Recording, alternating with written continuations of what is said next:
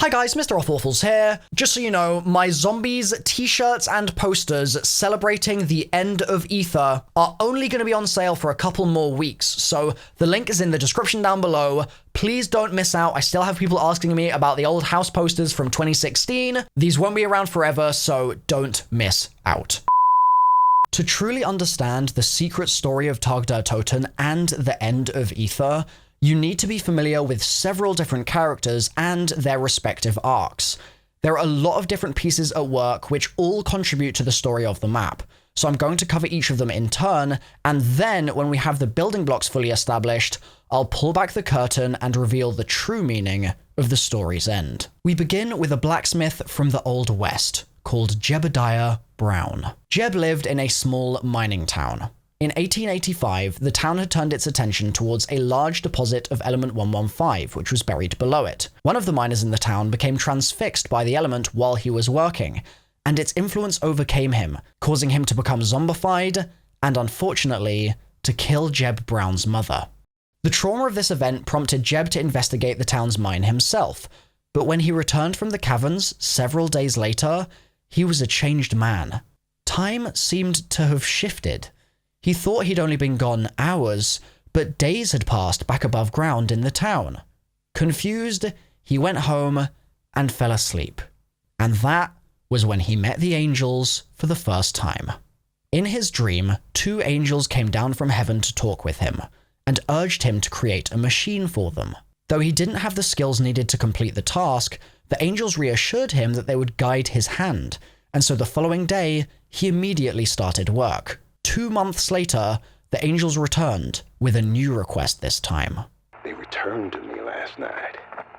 They told me there was another machine they wished me to build. They called it the Agarthan device. Said it had the power to grant that which one truly desires. I told them I was their servant. Show me the path and I will walk. They said I needed 3 things: the blood of an elder god, an elemental shard, and a metallic vessel to harness and carry both. To find the blood, they instructed me to travel to the bottom of the ocean. I told them this I could not do, for I would perish. To craft an elemental shard, they instructed me to forge 4 souls with a blue rock from our mine. I told them this I could not do, for I do not have the means to siphon a human soul to an element. But a metal vessel? Well, I am a blacksmith. That I think I could manage. So, Jebediah did as the angels asked and built the metal vessel. To finish the Agarthan device, the vessel would need to be combined with Apothicon blood and the elemental shard. Let's examine the stories of each of these components in turn. As Jebediah didn't have the necessary tools to create the elemental shard himself, he instead documented what the angels had said, maybe hoping that one day someone better equipped than him might be able to continue his work.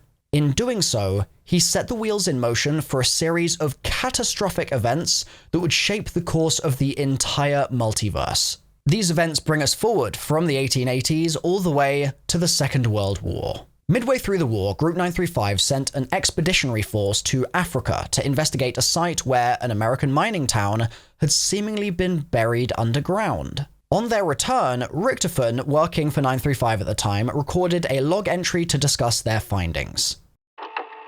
Log entry 937, date May 15th, 1942.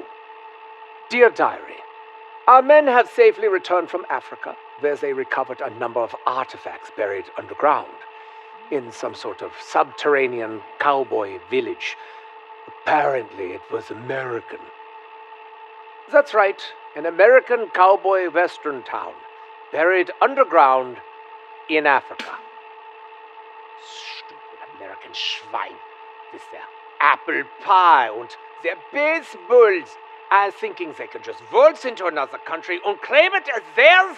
There is no art to their work. But I digress. The boys have returned with a number of fascinating articles and documents. They have pieces from a destroyed machine called the Pack-a-Punch. With a name as clever as that, it must be American. I have given the schematics to Dr. Porter. Perhaps he will have better luck replicating Jebediah Brown's work. Speaking of that blacksmith, we also recovered plans for the Agarthan device. It seems that the blacksmith already built one of the pieces, the fabled vril vessel. The Agarthan device, a device capable of granting that which one desires.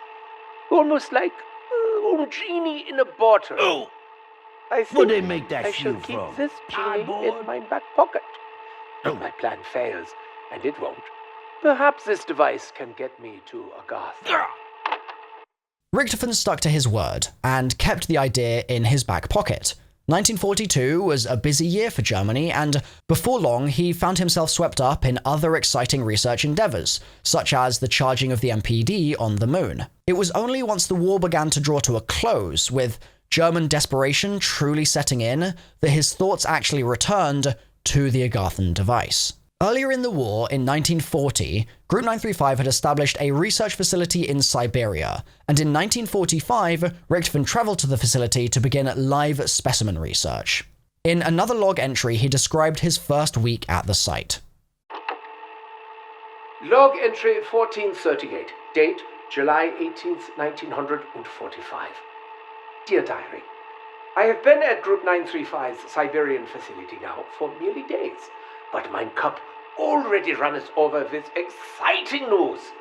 First, yesterday, I learned that I would receive not one, not two, but 3 test subjects. Hopefully with proper 115 injections, we will be able to use these specimens to access the human mind. The Chancellor's undead army is on standby until we crack this crucial step. Richtofen's new test subjects were Ultimis Nikolai, Ultimis Tachio, and Pablo Marinus, the latter of which was captured while spying at Der Eisendrache. The following month, Richtofen recorded another log entry about his progress so far. Log entry 1469, date August 28th, 1945. Dear Diary, progress continues on unlocking the human mind. If Germany hopes to continue their war, they need an undead army willing to obey orders. There's also been further interest in the super soldat program. The German Chancellor considers this of high interest. We have begun the cloning process. We will have to see what results we yield. Test subject N3WB has been vomiting for 2 days straight. Our poor janitor. He has nightmares. Needless to say, we will no longer be serving fish. The Russian subject continues to be unresponsive. Dr. Yina suggested a serum made of vodka, but considering my concerns about his loyalty, I wonder if this is perhaps another attempt at sabotage. The specimen from Mexico continues to rant incoherently about giant monsters and some uber-fun war. Perhaps we were a little too eager with his 115 injections. I did not think he would go this crazy so quickly. If I'm being honest, I'm beginning to find this work a little drab and boring. Undead armies, super soldat programs. Group 935's deal with Germany has truly limited the organization's potential. The appearance of the spy last month has inspired me to review the blacksmith's schematics. The Agarthan device and its 3 components, the vril vessel, the Apothicon blood, with the elemental shard. The instructions to creating the elemental shard have my interest piqued. 4 human souls merged with element 115. Not that I'm trying to brag, but this may be something in my wheelhouse. From this point, it would only be a matter of days before Richtofen would finally decide to try and create the device. In the meantime, though, he continued his other research, and in doing so made an unfortunate error during a surgery on Pablo Marinus, the Mexican test subject.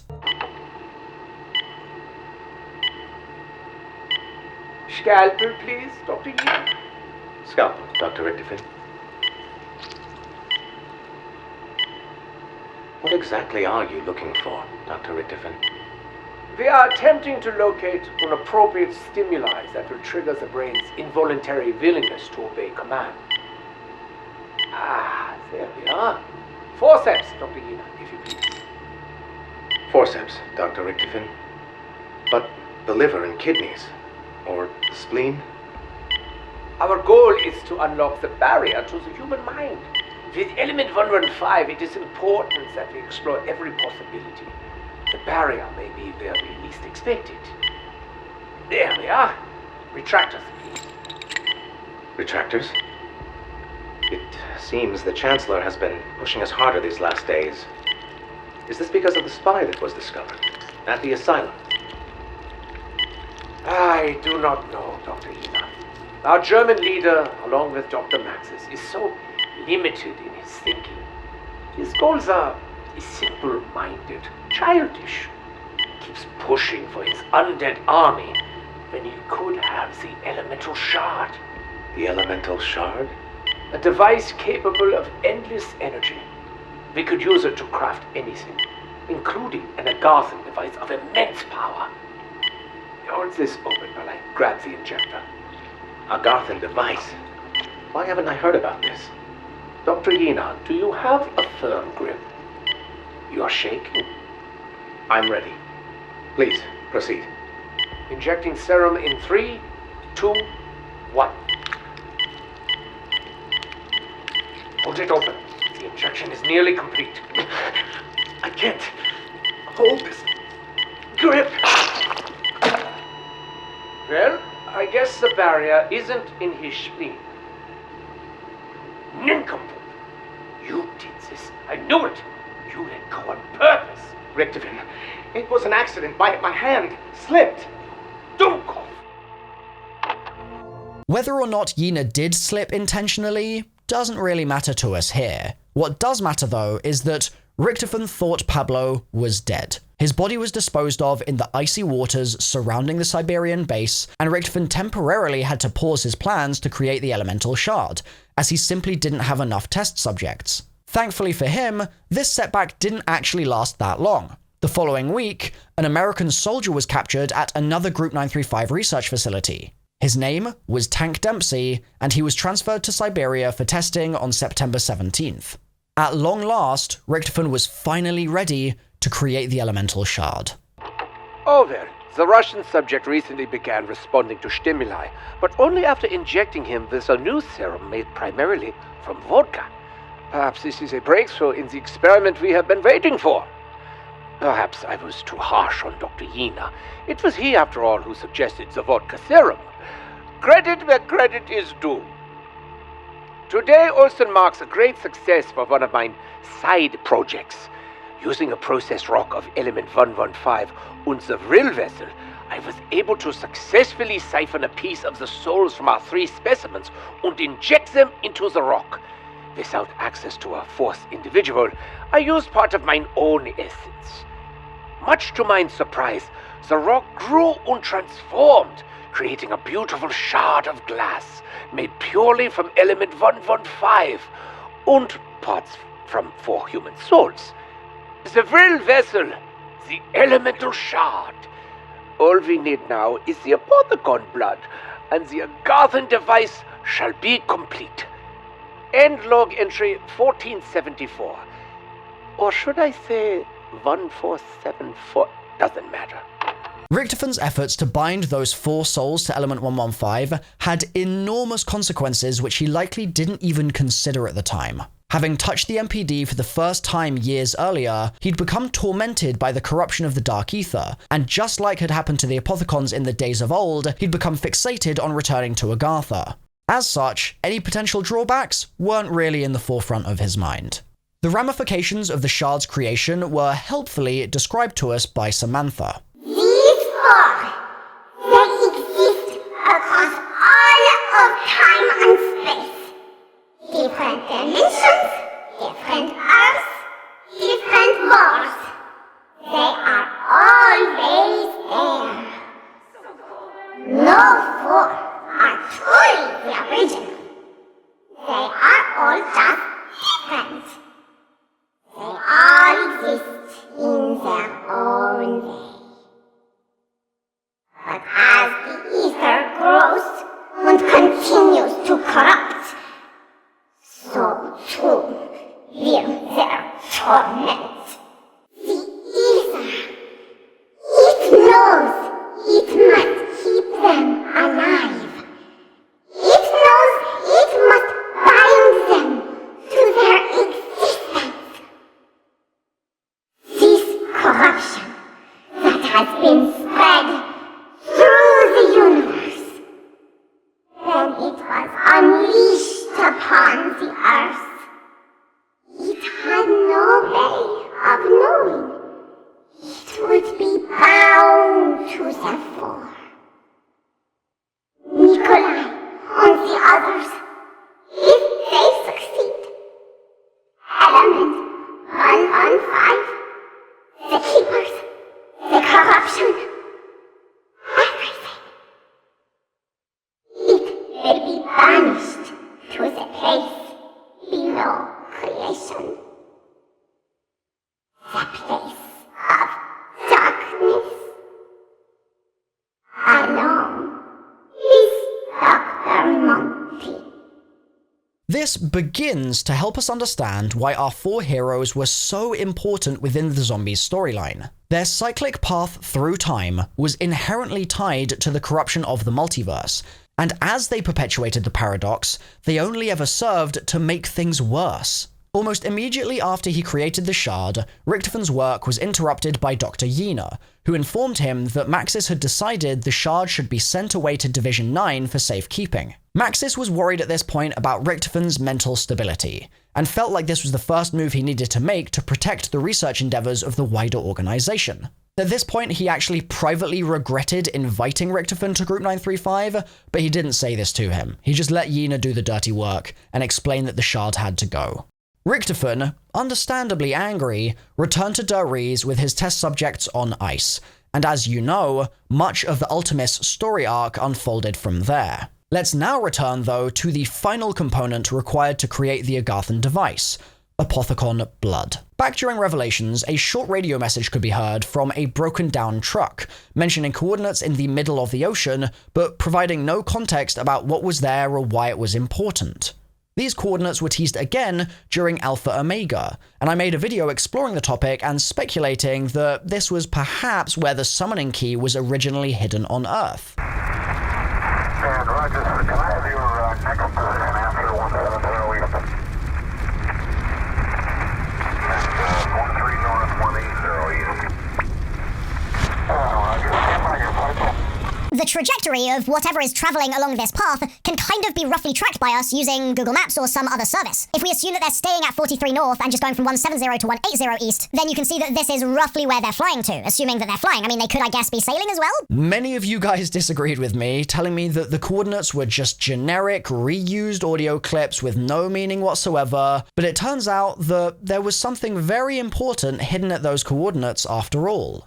It was a perfectly preserved Elder God. Now, blood has been a key theme of the zombie storyline for several years now, but Apothicon blood, siphoned from the veins of an Elder God, is a new introduction. The nature of this blood is very different to that of humans, as it isn't just a fluid, but instead more like its own living organism, running through the body of the beast as more of a symbiote.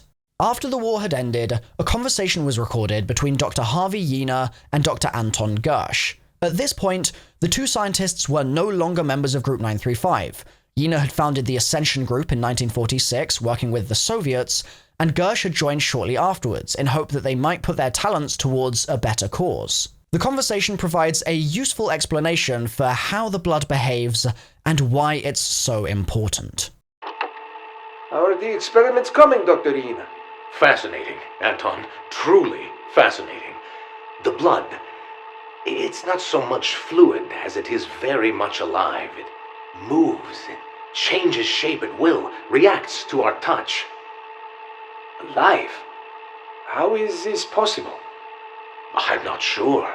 One theory is perhaps the creature itself was more of a vessel, and that its blood is made up of 1,000,000 different organisms that control it, like a crew piloting a ship.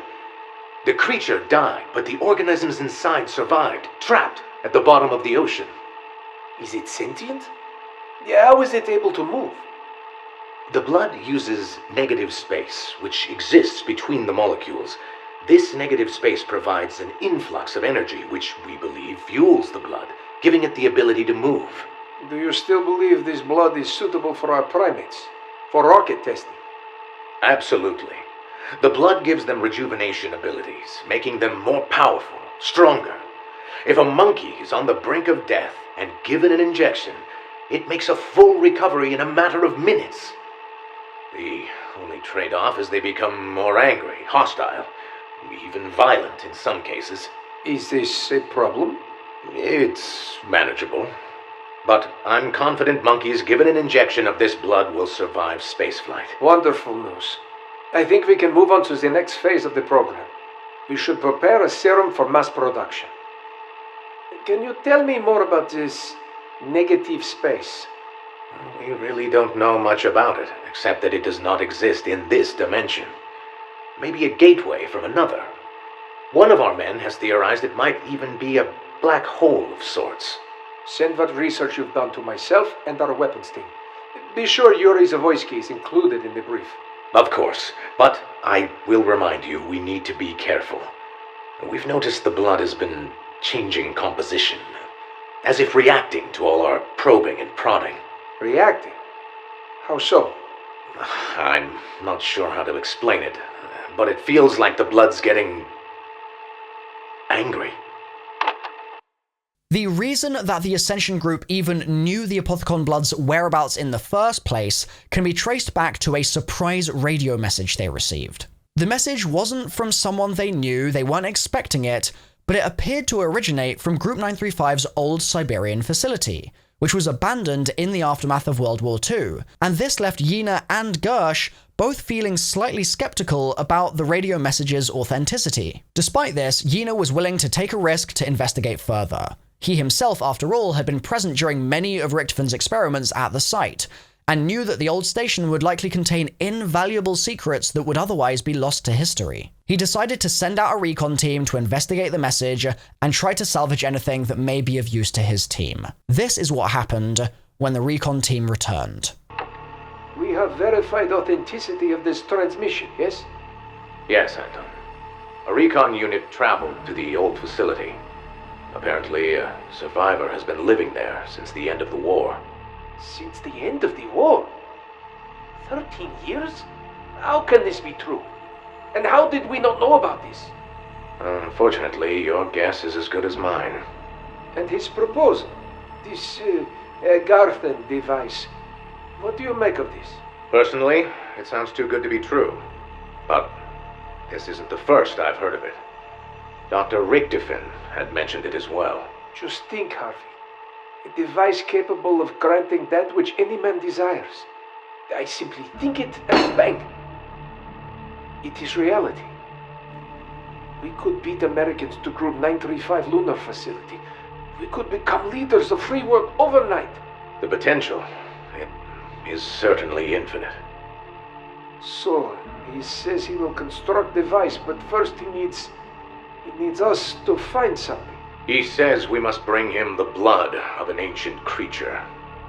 He gave us the coordinates. It's at the bottom of the ocean. Recovery will not be cheap.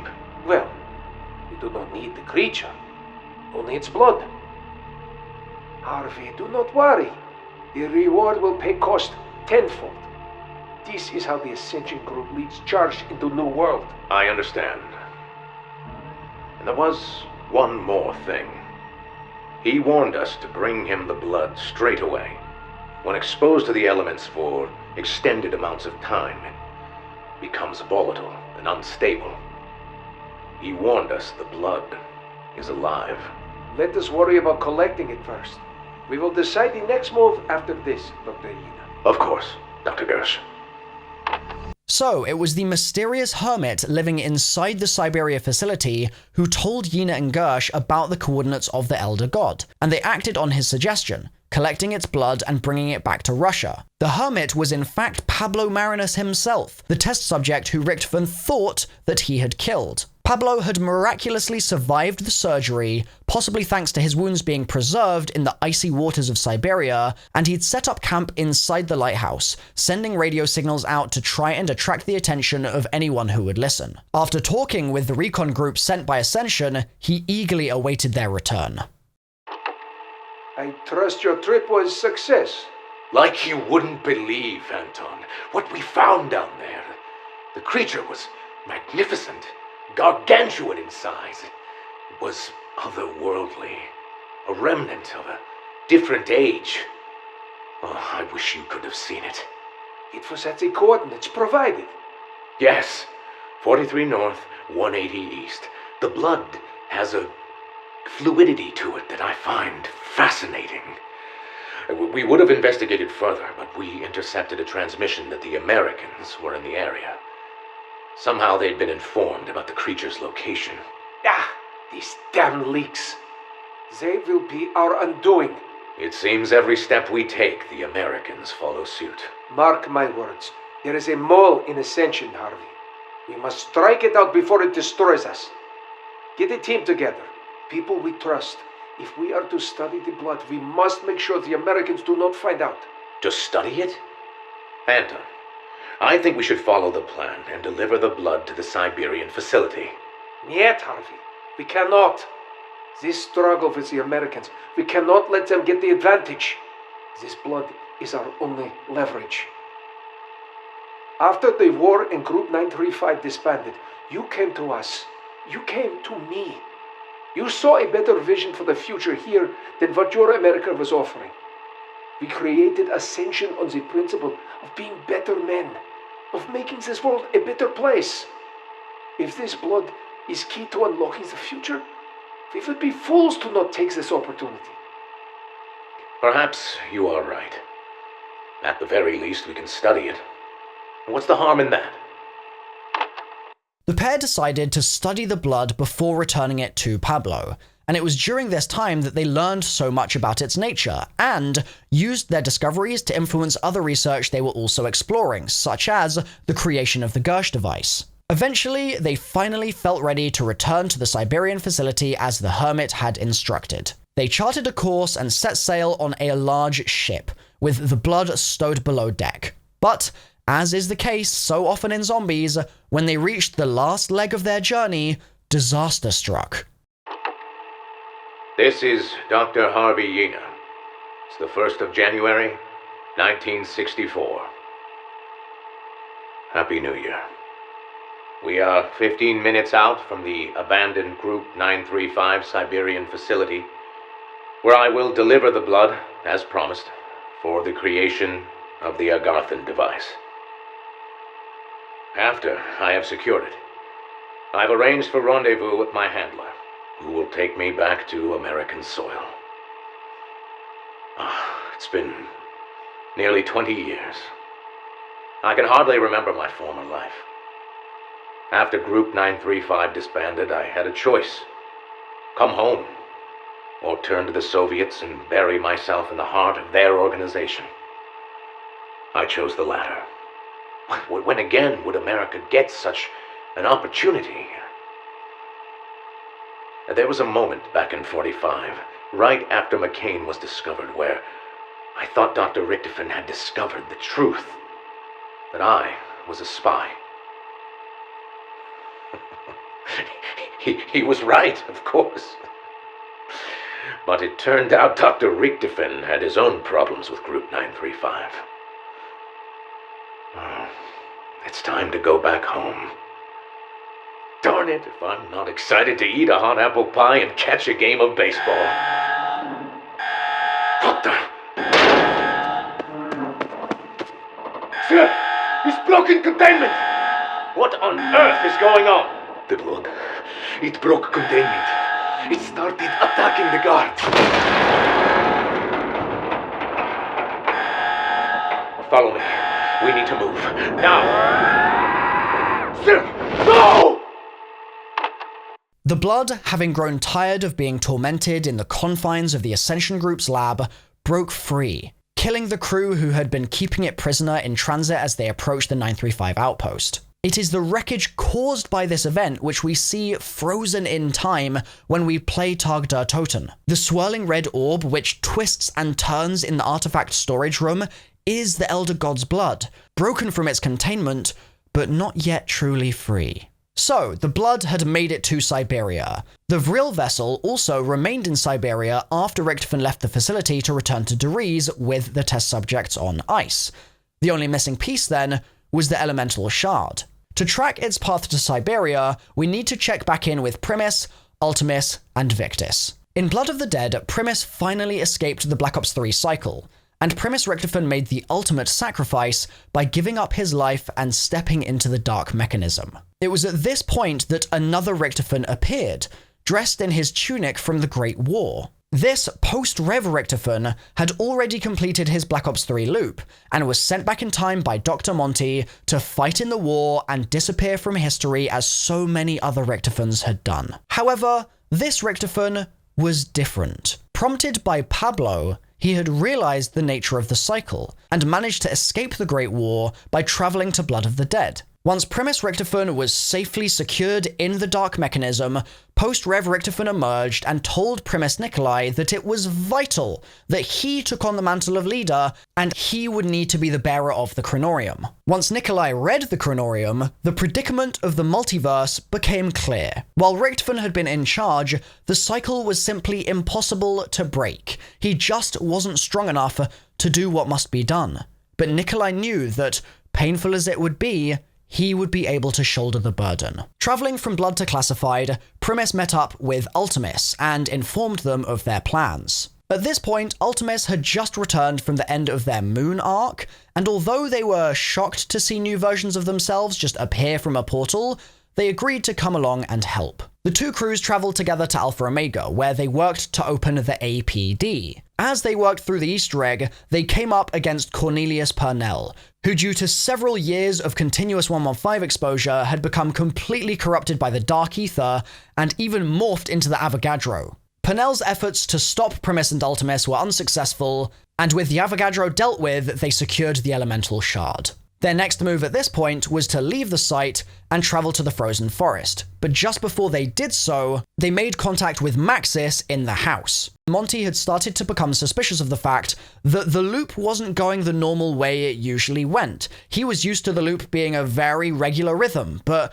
this time around, things seemed different, and as part of that suspicion, he ended up killing Maxis. However, Maxis' last act before he died was to send both Samantha and Eddie from the house to Alpha Omega to meet up with Primis and Ultimis, and this would prove to be vital as the characters moved forward in their quest. The newly formed group of now 10 characters all traveled together to the Frozen Forest. It was at this point that Victis awoke from cryosleep.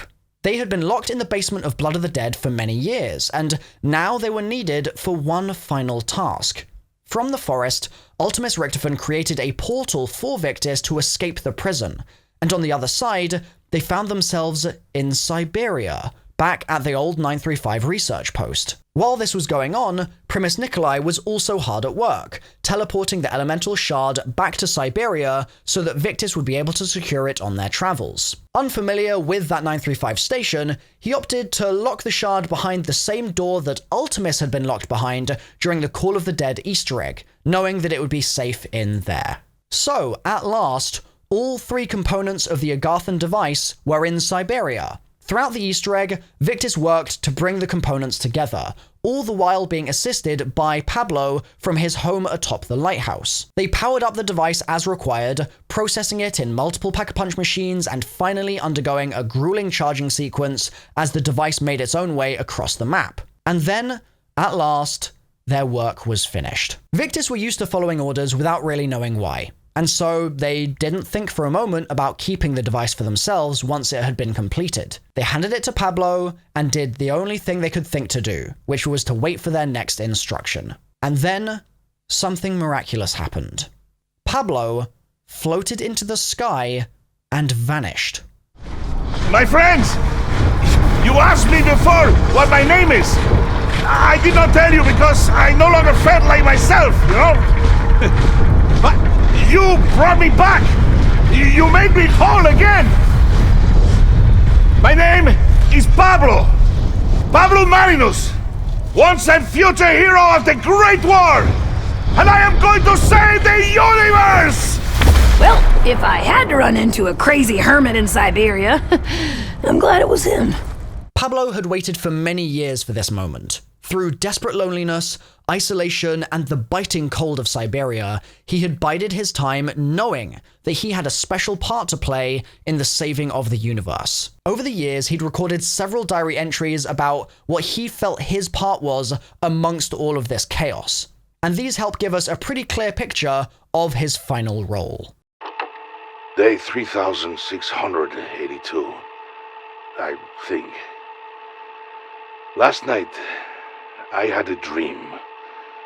A dream I have not had in many years. Like the ones I used to have at Der Eisendrache. I dreamed I was in medieval times. During a great war, a war to end all wars. So, using the Agarthan device, he finally left Siberia, emerging grizzled and bearded in the middle of the Great War. Pablo's dreams were finally reality. The visions which had tormented him for decades were suddenly real, suddenly concrete and palpable in front of him, and he knew exactly what his purpose was and what he needed to do. In my dreams of this great war, I meet a German doctor. Oddly, he reminds me of the man who once tormented me, but his face is different. When I meet him, he is angry and frustrated. He mentions a man named Dr. Monty, saying he is to blame. This German doctor, he says he believed following Monty's plan would lead them to secure a better tomorrow. This was a lie, he says. This Dr. Monty, he sent the four to the Great War. It was at this moment the German doctor said he realized the truth. Coming to the Great War did not break the cycle. It was merely the end of their loop. I'm tired, he says. I have been trying so very hard to do the right thing. But for all his efforts, he had only fulfilled the prophecy of this cycle. He and Dr. Monty had forged the endless loop.